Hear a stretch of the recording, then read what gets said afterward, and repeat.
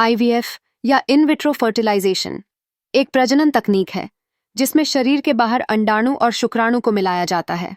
यह प्रक्रिया उन जोड़ों के लिए एक संभावित उपाय है जो प्राकृतिक रूप से गर्भधारण करने में असमर्थ हैं। आईवीएफ की प्रक्रिया कई चरणों में विभाजित होती है, जिसमें हर चरण की अपनी विशिष्टताएं और गतिविधियां होती हैं। प्रक्रिया की शुरुआत हार्मोनल उपचार से होती है, जिसका उद्देश्य महिला के शरीर में अंडाणुओं के उत्पादन को बढ़ाना होता है। इस चरण में महिला को विशेष हार्मोन दवाइयां दी जाती हैं, जिसके फलस्वरूप अंडाणुओं का विकास और परिपक्वता होती है।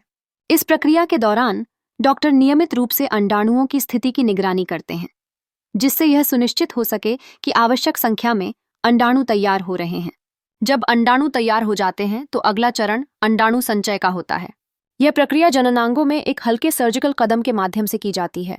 एक बार अंडाणु एकत्र कर लिए जाने के बाद उन्हें नाजुक परिस्थितियों में एकत्रित शुक्राणुओं के साथ मिलाया जाता है। इससे भ्रूण का विकास आरंभ होता है।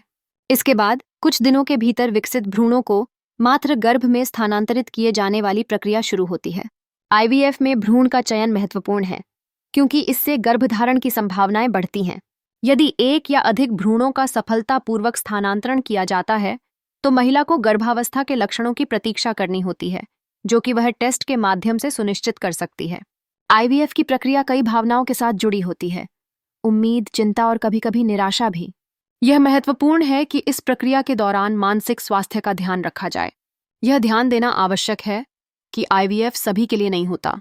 सफलता की दर विभिन्न कारकों पर निर्भर करती है, जैसे कि आयु, स्वास्थ्य स्थितियां और गर्भधारण करने के लिए अवरोध। हालांकि आईवीएफ कई जोड़ों के लिए एक नया अवसर खुलता है जो माता-पिता बनने का सपना देखते हैं। इसी तरह की जानकारी के लिए हमारा चैनल सब्सक्राइब करें। धन्यवाद।